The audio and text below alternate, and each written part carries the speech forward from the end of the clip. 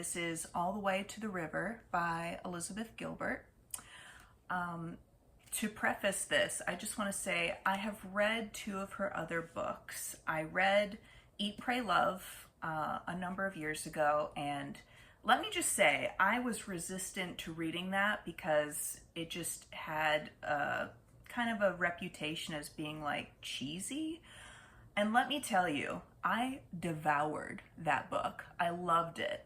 And when she came out with a follow-up book called Committed about a relationship that she started in the end of Eat, Pray, Love, I jumped into that. It was fascinating. So when that relationship dissolved and turned into this, a relationship with her female best friend who was diagnosed with cancer, terminal cancer. I mean, I pre-ordered this. I was so excited to read this. And this book is written in a very different way than her previous books. Not that that's a bad thing, but it definitely has a more stream of consciousness, diary-like feel to it in some places. It's interspersed with poetry, which is easily, objectively, the worst part of this book. That should have remained in a diary. But bad poetry aside, this was incredible.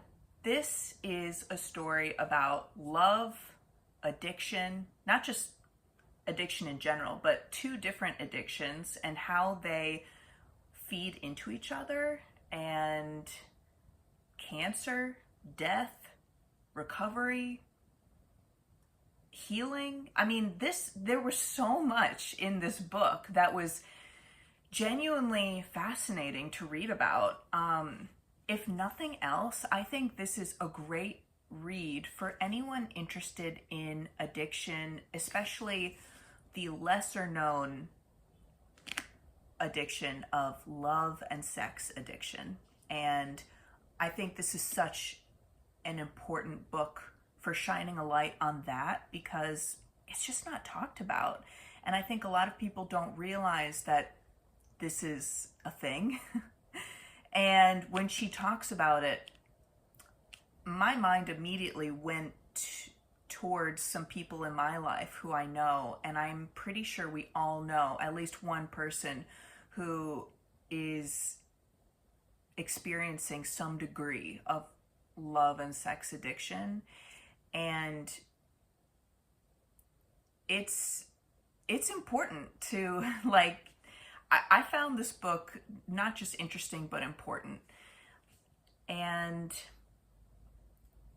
I have to make a comment on all of the negative, intensely judgmental reviews that I saw on this book. I went into this with a clear mind, a clear conscience, a good heart, just my genuine love of Elizabeth Gilbert, and I've listened to every single podcast where she's featured as a guest. I just genuinely find her so insightful and interesting, and she's lived such an incredible life.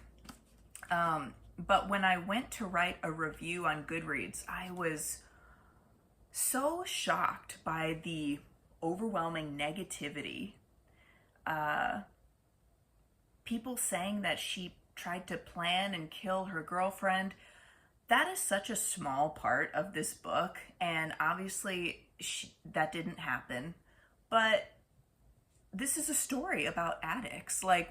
Do you think they're just parading into the sunshine together and it's a happily ever after story? And even if this wasn't a story about addiction, have you never been in a very intense relationship where your partner is, hurting you, and there's a lot of tumultuous activities going on, and the mind goes to dark places, and to pretend otherwise it just seems like I think people just want to hate Elizabeth Gilbert for some reason. Maybe they secretly see themselves in her and they don't want to admit it. But that's what being in a relationship is sometimes. Like, you love this person and you really hate them, or you hate what they're doing to you, or you hate how they're making you feel. That is so real. And I just I will never turn my nose away from someone giving an honest account of their relationship, because most people are so tight-lipped and closed about what's really going on in their personal lives. And so to really see what's happening, it's very relatable, these feelings, some of these experiences, or at least the way that she writes about it. I can't say that I've experienced a lot of what's happening in here, but it still feels relatable. Like, I can understand her feelings, and it was an incredible journey. So, as someone who is fascinated by relationships, is fascinated by death, and enjoys learning, this was easily a 5-star read, and I would recommend it to anyone, whether you have read Elizabeth Gilbert's previous work or not.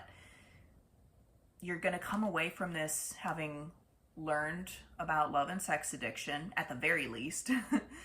And it's just, she's a great writer. She is an incredible storyteller. She's lived what feels like 500 lives in the span of, 50 years or however old she is. I mean, she has lived such an incredible life, and I just can't say enough good things about her writing, and I look forward to the next book and how her story evolves and her future adventures. I think if you go into her writing, her books, with a closed mind, with the blinders on, I guess you're not going to be able to get much out of her books and her stories.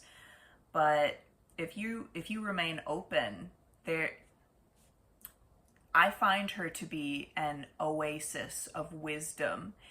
And there is some dark humor woven in that I really appreciate. She remains a human the whole time. I mean,